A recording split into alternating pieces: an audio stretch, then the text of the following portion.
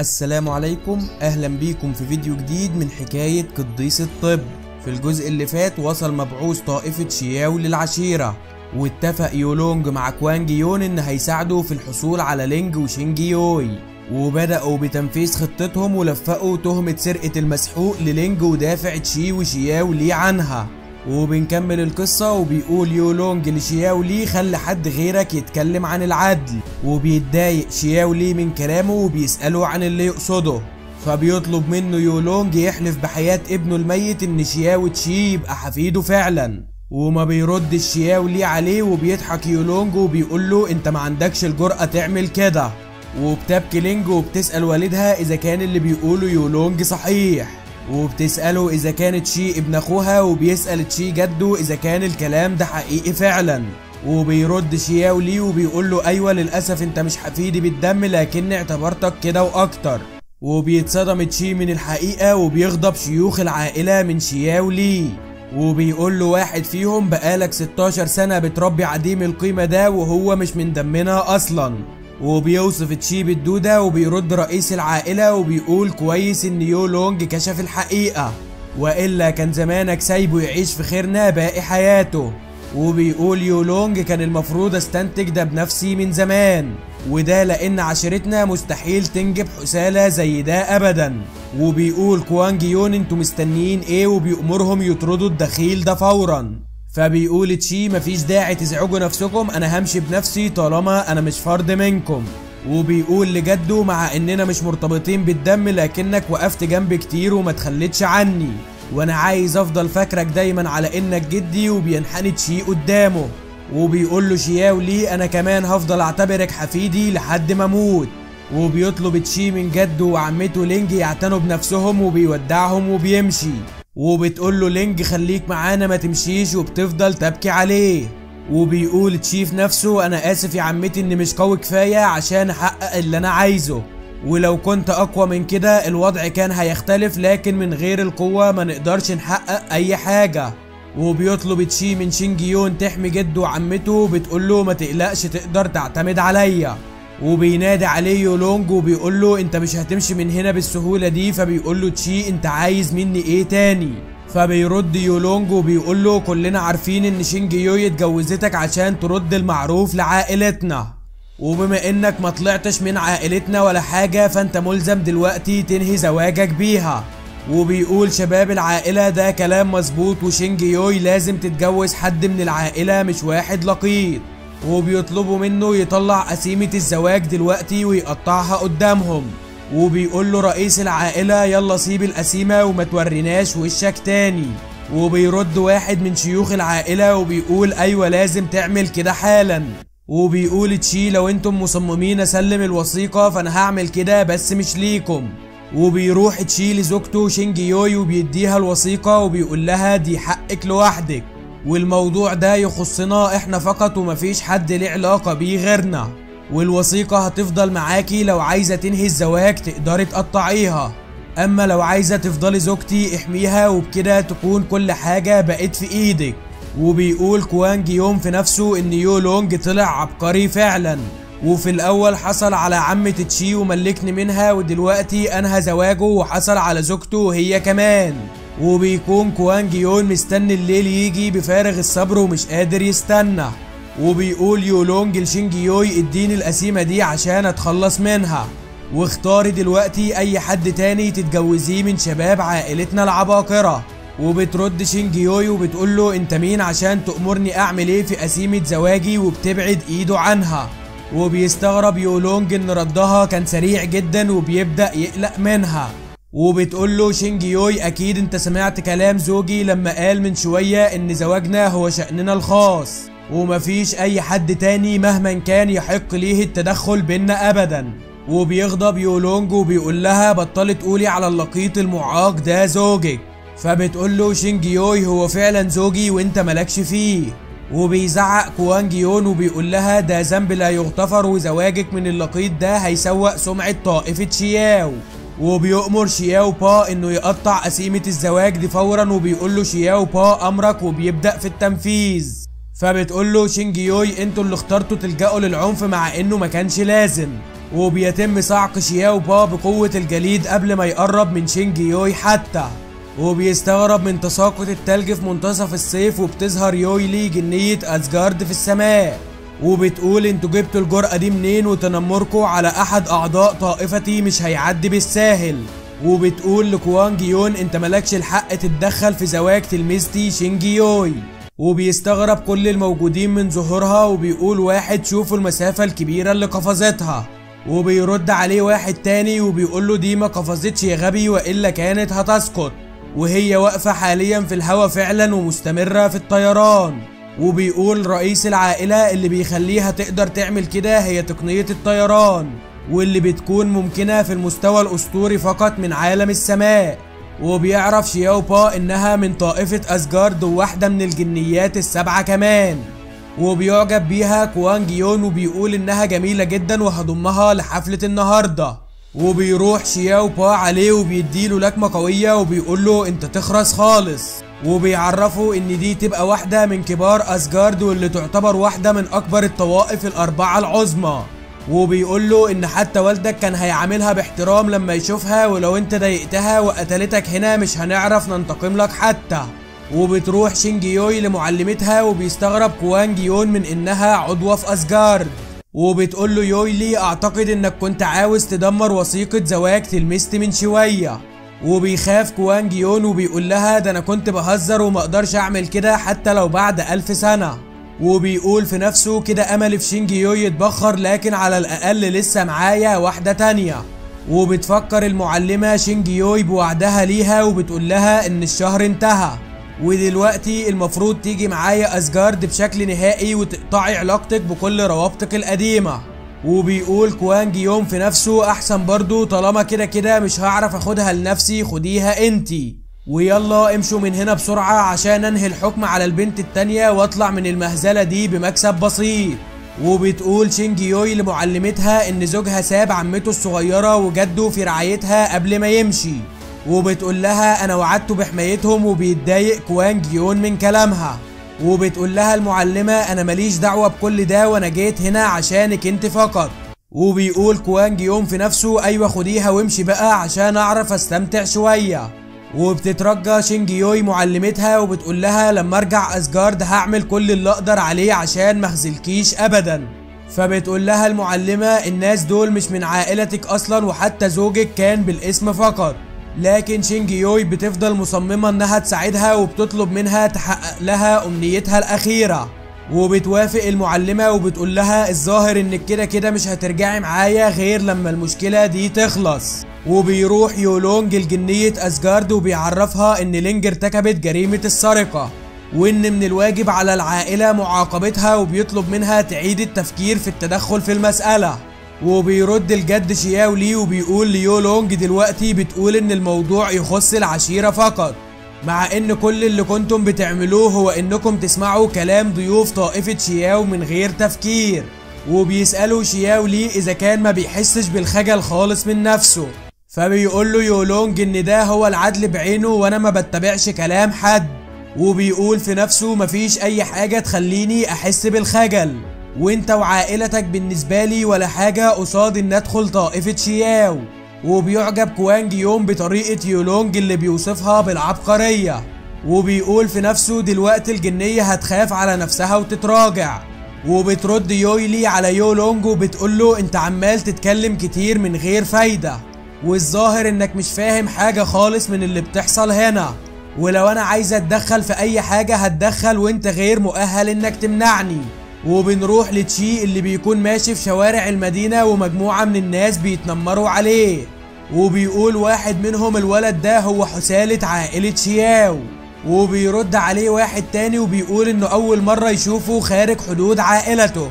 وبيقول واحد تالت الظاهر كده انه بيحب الموت او ممكن تكون زوجته طردته من المنزل. وبيرد واحد عليهم وبيقول لهم اراهن ان كلب هيقتله قبل ما يرجع لحدود عائلته.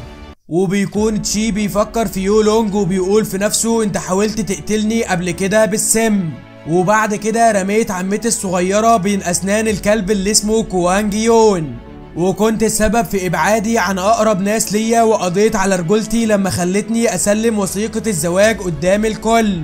ده غير انك هنت جدي ومرمطت اسمه في الطين لانه اتبناني. وبيطلع تشي عشبتين النجم من اللؤلؤة وبيقول انا شياو تشي اقسم ان هخليك تتمنى الموت. وبنروح لمنزل العائلة وبيكون الحراس بيتكلموا مع بعض وبيقول واحد فيهم النهاردة كان يوم طويل لكن على الاقل اتقبض على السارق في الاخر. فبيسألوا التاني اذا كان مصدق ان لينج هي اللي سرقت المسحوق فعلا.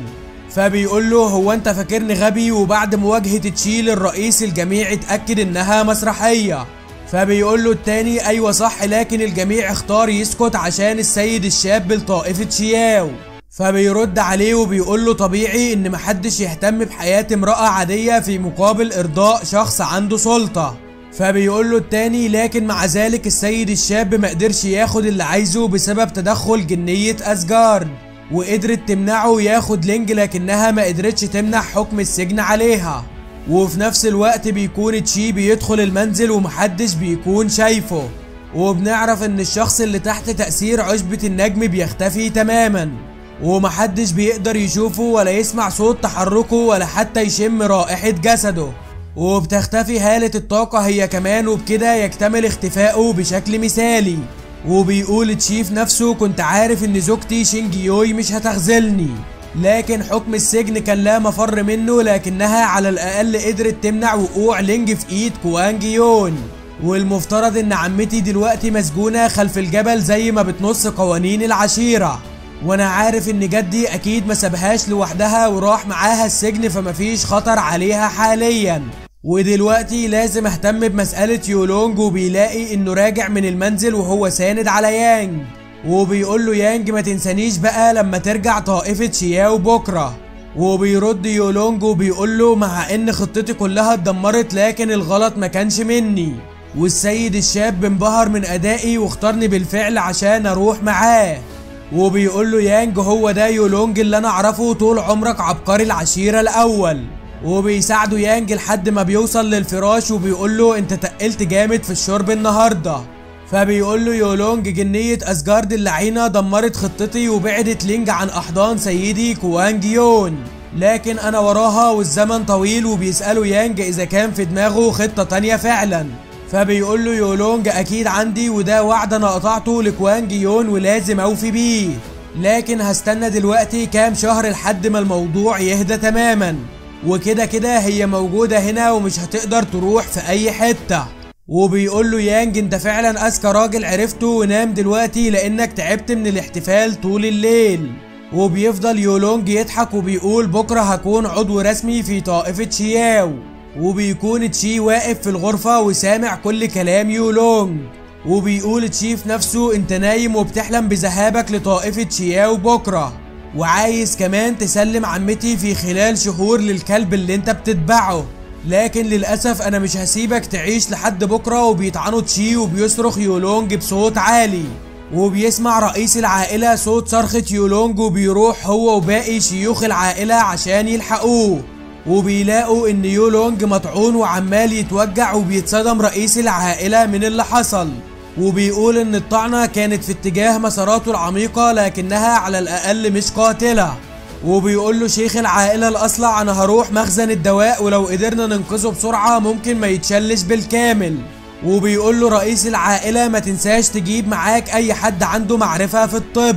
وبيكون يولونج لسه بيتوجع من اثر الطعنة وبيقول له الرئيس ما تخافش واول ما هتشرب الدواء هتخف وهتبقى تمام.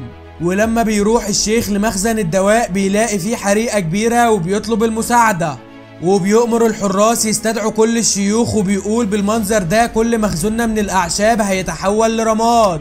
وبنرجع ليولونج اللي بيقول لوالده ما تسيبنيش لوحدي وبيطمنه الرئيس وبيقول له ما تخافش انت دوائك في المخزن لكن لازم اروح واجيبهولك بنفسي.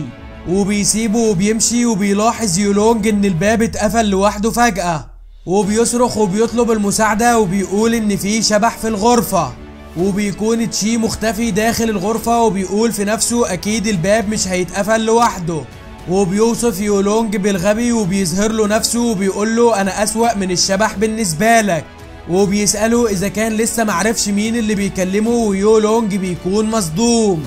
وبيقول له ازاي دخلت هنا وليه لسه موجود داخل العشيرة، وبيفضل يصرخ وبينادي على حد يساعده. وبيرد تشي وبيقول له العشيرة كلها مشغولة دلوقتي بحريق المخزن ومحدش هيسمعك. وبيقول له يولونج انت عايز مني ايه، وبيكون خايف وبيقول له ابعد عني. وبيقول تشي ما تحاولش تتحرك لان طعنتي الاولى قطعت مسارات طاقتك واصابتك بالشلل المؤقت، واظن واضح انا جاي اعمل ايه هنا. وبيفضل لونج يصرخ بصوت عالي وبيطعنه تشي تاني وبيقول له انا جاي انتقم، وبيترجاه يولونج عشان يعفو عنه. فبيقول له تشي انا اصلا لسه ما عملتش حاجه عشان اعفو عنك. وبيفكروا انه حاول يقتله قبل كده، وبيقول له انا سبتك ساعتها لكن عائلتي والمقربين مني خط احمر. وبيطعنه تشي في عينه وبيقول بالطعنه دي بحكم عليك ما تشوفش تاني. وبيطعنه في بقه وبيقول له اما الطعنه دي بحكم عليك ما تتكلمش تاني. وبيديله تشي كمان طعنه وبيقول له بالطعنه دي بحكم عليك ما يكونش ليك سليل ابدا. وبيفضل تشي يطعن ويشتم فيه وبيقول له انت ما تستحقش ولا نعمه من نعم الحياه.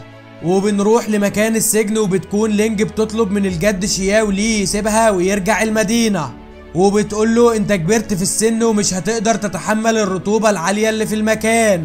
فبيقول لها الجد شياو ليه انت اتحكم عليكي بالسجن 15 سنه في الكهف، وانا مش هقدر اعيش حياتي بره وانا عارف انك بتعاني هنا. فبتقول له لينج على الاقل انا لسه داخل حدود العشيره، لكن تشي محدش عارف هو راح فين. وبيحس الجد ان في شخص داخل عليهم وبيقول مين هناك، وبيلاقي ان الشخص ده هو تشي، وبتجري عليه لينج اول ما بتشوفه وبتفضل تحضن فيه، وبتكون فرحانه جدا وما بتكونش عارفه هي بتحلم ولا تشي موجود قدامها فعلا. وبيسأل الجد تشي اذا كان الحارس سمح ليه بالدخول هنا. فبيرد تشي وبيقول له اكيد الكلاب دول مش هيسمحوا لي ازوركم برضاهم، وعشان كده اتسللت لهنا وكمان سبت لكم هديه كبيره. وبنروح لمنزل العائله وبيكون رئيس العائله في طريقه ليولونج عشان يعالجه، وبيقول ما تقلقش يا ابني انا جبت لك الدواء وهتخف قريب، لكنه بيتصدم لما بيشوف جثته على الارض. وبيقول الحراس الظاهر ان في شيطان دخل هنا وعذب سيدنا الشاب لحد ما مات. وبيقرب شيخ العائلة الأصلع من جثة يولونج وبيقول إن كل أوتاره اتقطعت وحتى أطرافه اتفصلت عن جسده وكل حواسه اتدمرت بالكامل، وبما فيهم جهاز مسارات الطاقة العميقة وشرايين الحياة هي كمان ما فلتتش من العذاب. والظاهر كده إن سيدنا الشاب ما ماتش لكنه بقى عبارة عن جثة حية. وبيغضب رئيس العائلة جدا وبيصرخ وبتبدأ طاقة قوية تخرج منه من شدة غضبه. وبيلاحظ الحارس ان في حاجة مكتوبة على الحائط وبيلفت نظر الرئيس ليها، وبيروح الرئيس عشان يشوفها وبيلاقي ان في حد سابله رسالة مخصوص، وبيكون مكتوب الى الكلب الكبير يونهاي دي هديتي بمناسبة انضمام الجرو الصغير لطائفة شياو، ويا ريت تتفضل بقبولها مع جزيل الشكر. وبيغضب رئيس العائلة جدا وبيوجه لكمة قوية للحائط وبيدمره تماما، وبيقول انا عارف انك لسه داخل حدود العشيرة وايا كنت تخرج وواجهني حالا لو كنت راجل. وبنرجع للكهف اللي فيه السجن وبتكون لينج لسه حاضنة تشي، وبيقول لها انا عارف انك خايفة عليا وكل حاجة لكن احنا بقالنا نص ساعة على نفس الوضع. وبتقول له لينج مش مهم وممكن افضل كده فترة اطول من غير ما اتعب. وبيقول تشيف نفسه انا مش هممني تعبك لكن بصي على والدك اللي يبدو انه هياكلني حي. وبيقول لها خلاص كفاية كده سيبيني عشان تعبت، وبترد وتقول له خليك زي ما انت فقط. فبيقول لها يبدو انك نسيتي ان والدك موجود معانا، فبتسيبه لينج بسرعة. وبتقول لوالدها ما تفهمنيش غلط انا بتصرف بسبب الحمى اللي اتصبت بيها. وبيسألها والدها اذا كانت بتتصاب بالحمى دي كل مرة ما بيكونش فيها حاضر. فبتقول له لينج انا وتشي مش مقربين لبعض خالص وعلاقتي بيه زي علاقة اي عمة بابن اخوها. وبيقول تشيف نفسه يا ريتك فضلت ساكتة احسن. وبيقول لها والدها انا مش غبي وواخد بالي ان علاقتكم مش طبيعية بقالها فترة، لكن ما حاولتش اوقفكم عشان انتوا كده كده مش مرتبطين بالدم. وبيقول له تشي بما انك جبت سيرة الموضوع ارجوك عرفني اصل الحقيقي. فبيقول له الجد انا كنت فاكر ان الموضوع ده هيفضل سر لحد ما ادخل قبري، لكن دلوقتي عائلة شياو اتخلت عنك وما بقاش ليك عائلة في العالم ده كله، وهو ده الوقت المناسب انك تدور فيه على اهلك. وبيعرفوا ان اسم عائلته هو يون، وبيستغرب تشي وبيقول في نفسه ان ده نفس الاسم اللي قالهوله معلمه في حياته السابقة. وبيكمل الجد وبيقول له كل اللي اعرفه عن والدك هو اسم عائلته فقط، ومعرفش اسمه الشخصي ولا حتى جه منين، لكن اعرف انه قوي جدا. وابني شياو بينج اتهاجم من قطاع طرق خلال سفره في رحلة عمل، ومن حسن حظه انه قابل والدك في الوقت ده وقدر ينقذ حياته. وبعدها الاتنين فضلوا اصحاب لفترة مش طويلة، لكنها كانت كفاية عشان يعتبروا نفسهم اخوات. وفي الاخر انفصلوا وقال كل واحد فيهم للتاني عن اسم عائلته. ومرت سنين طويلة من اخر مرة اتقابلوا فيها لحد ما شافوا بعض مرة تانية، لكن المرة دي كنت انت ووالدتك مع والدك، وكان والدك ووالدتك عندهم اصابات خطيرة. واقترح ابني على والدك انه يرجع معاه للمدينة ويستخبى هناك، لكن والدك رفض بشدة وقال له ان اللي بيطاردوه خطيرين جدا، وانه لو رجع معاه هيجيب مشاكل ليه وللمدينة كلها. وبيقول له الجد والدك كان قوي جدا، وبالتالي الاشخاص اللي بيطاردوه ما تقدرش تتخيل قوتهم. وفي الوقت ده ابني عرف انه مش هيقدر يساعده، لكنه مسكتش وراح بدل حفيدي اللي هو ابنه بابن صديقه الرضيع عشان يحميه. ولينج بتكون مستغربة وبيكمل الجد وبيقول بعدها ابني جه واعترف لي باللي عمله، وقال لي انه مش ندمان لان لو ابنه مات هيقدر يخلف غيره، لكن لو ابن صديقي الرضيع مات هينقطع نسل صديقي، وقرر انه يحميك بحياته. ولان ابني كان عنيد ووفي ما قدرتش اواجهه ولا لومه، وبعدها بقيت انت فرد مننا. وبيقول تشيف نفسه ان تمن حياته كان حياة حفيد الجد الحقيقي. وبيكمل الجد وبيقول لكن الوضع ما وقفش على حياة حفيدي فقط، وبعد حوالي اسبوعين فقط من الحادثة تم اغتيال ابني من مطاردين والدك وقتلوه بدم بارد. وده بعد ما عرفوا بطريقة ما ان ابني بيتواصل مع والدك وحاول يطلعوا منه معلومات لكنه رفض. وبيقول تشيف نفسه بعد اللي سمعته ده انا مش مستغرب ان جدي عجز بدري، ولولا ان العم شياو بينج بدل ابنه بيا كان زمانه عايش دلوقتي. وبيعرف تشي ان زوجته ما قدرتش على فراقه وانتحرت بعد موته على طول، وحتى الجدة اللي هي والدته ماتت من كتر الحزن على ابنها وحفيدها. وفي نفس السنة اتحول شعر الجد شياو ليه للون الابيض بسبب الصدمات المتتالية، واللي كانت كفيلة تكسر له ظهره، لكنه فضل متماسك لحد دلوقتي ودي معجزة. وبيقول تشي كل اللي حصل بسببي وفضلت عايش معاه طول العمر ده من غير ما احس باي غربة. وبينحني تشي قدام الجد وبيعتذر له وبيقول له الجد ما تقساش على نفسك، وكل اللي حصل انت مالكش ذنب فيه، وده كان قرار ابني بالكامل، وحتى وهو بيموت ما كانش ندمان على اي حاجة عملها. وفي كل الاحوال تعذيب ابني واستجوابه بعد اسبوعين من الحادثة معناه انهم يقدروا يوصلوا لوالدك. وبيتصدم تشي وبيسأله اذا كان ابوه وامه لسه عايشين، فبيقول له الجد ان احتمال نجاتهم من الموت عالي جدا. وفي حاجة كمان هتساعدك لو عرفتها، وهي سبب المطاردة لوالدك ومحاولة قتله، والحاجة دي هي كنز سماوي لكن معرفش عنه اكتر من كده. وبيستغرب تشي وبيقول في نفسه انا عشت حياتين لكني ما سمعتش عن حاجة بالاسم ده قبل كده. وبيقول له الجد المهم خليك فاكر الاسم كويس عشان ممكن يفيدك بعدين، واوعى تقوله قدام حد عشان ما يسببلكش مشاكل انت في غنى عنها. وبيقول له تشي تمام انا هحفظ الاسم، وبيقول له الجد لازم تمشي دلوقتي، ولو في حد من العشيرة شافك هنا مش هيعدوها بالساهل. وبتكون لينج حزينة ان تشي هيرحل وبيطمنها وبيقول لها ما تقلقيش انا هرجع بعد 3 سنين، ولما ارجع هخلي كل عشيرة شياو تركع عند الكهف ويطلبوا منك تسيبيه وتغادري. وبتبكي عمته وبتقول له ما تفكرش بالطريقة دي، واهم حاجة انك تفضل بخير. وبتطلب منه يلاقي مكان امن ويفضل فيه، فبيقول لها تشي طبعا هكون بخير لما ارجع، وده عشان اقدر اوفي بوعدي ليكي. وبتستغرب لينج من كلامه، وبتفهم قصده لما بتفتكر كلامه ليها في الباحة وانه عايز يتجوزها، وبتكون مكسوفة. وبيغادر تشي الكهف. وبكده نكون وصلنا لنهاية فيديو النهاردة، فلو عجبك ما تنساش تعمل لايك وتشترك في القناة عشان يوصلك باقي الفيديوهات، والسلام.